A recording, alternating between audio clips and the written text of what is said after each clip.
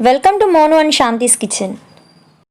Daily ఉడికించిన egg తినాలంటే బోరింగ్గా ఫీల్ అవుతాం కదా. ఇలాగ వెల్లుల్లి కారంతో చేసిన గుడ్డు తింటే చాలా టేస్టీగా ఉంటుంది. అలాగే ఇది పప్పు లేదంటే ముద్దపప్పులోకి మంచి కాంబినేషన్. ఇది చూడ్డానికే కాదు తినడానికి కూడా చాలా బాగుంటుంది. మరి తయారీ విధానం ఎలాగో చూసేద్దాం ఇప్పుడు.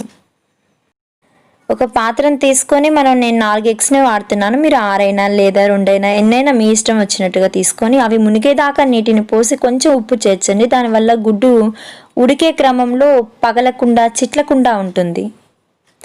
ఈ గుడ్డు ఉడకడానికి 6 నుంచి 10 నిమిషాల సమయం పడుతుంది. ఈలోపు మన వెల్లుల్లి కారాన్ని రెడీ చేసుకుందాం.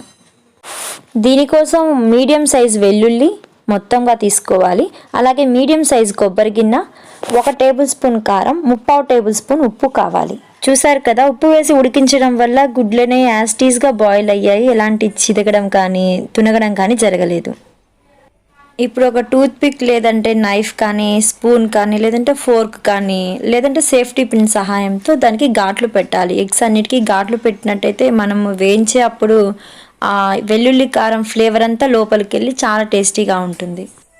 వీటిని వేయించడానికి ఐరన్ కడాయి కానీ లేదంటే నాన్ స్టిక్ కడాయిని కానీ యూస్ చేయాలి. మిగతా ఏ యూస్ చేసినా గుడ్ల అడుగు అంటిపోతుంది. బాగా వేగడానికి కూడా చాలా కష్టమై పై లేయర్ అంతా ఊడిపోయే ఛాన్స్ ఉంటుంది.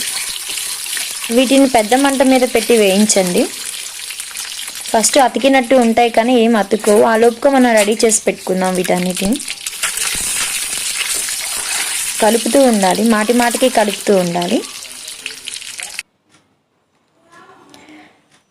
ఇవన్నీ యాడ్ చేసి మనం గ్రైండ్ చేసి పెట్టుకున్నాం మెత్తటి పొడిగా.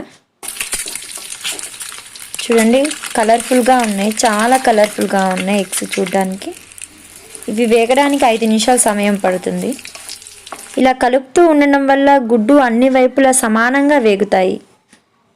ఇప్పుడు మనం రెడీ చేసి పెట్టుకున్న కారం పొడిని వేసి మంటని లోకి అడ్జస్ట్ చేసుకోవాలి. ఎందుకంటే కొబ్బరి మాడే ఛాన్స్ ఉంది. కొంచెం హై ఫ్లేమ్ తగిలినా కొబ్బరి వెంటనే మాడిపోతుంది. మీరు చూసుకొని పచ్చివాసన పోయి వెల్లుల్లి కొబ్బరి వీటన్నిటి పచ్చివాసన పోయేదాకా మాత్రమే వేయించాలి.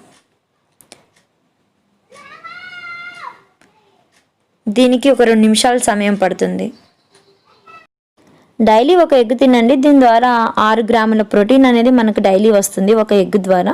దీంట్లో ప్రోటీన్తో పాటు fat, vitamin A, B2, B12, B5, phosphorus, selenium అనే కంటెంట్స్ ఉంటాయి.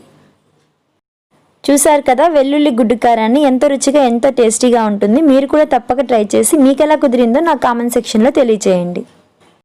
ఇలాంటి మరెన్నో రెసిపీస్ కోసం నా ఛానల్ని లైక్, షేర్ అండ్ సబ్స్క్రైబ్ చేయడం మర్చిపోవద్దు. Thanks for watching.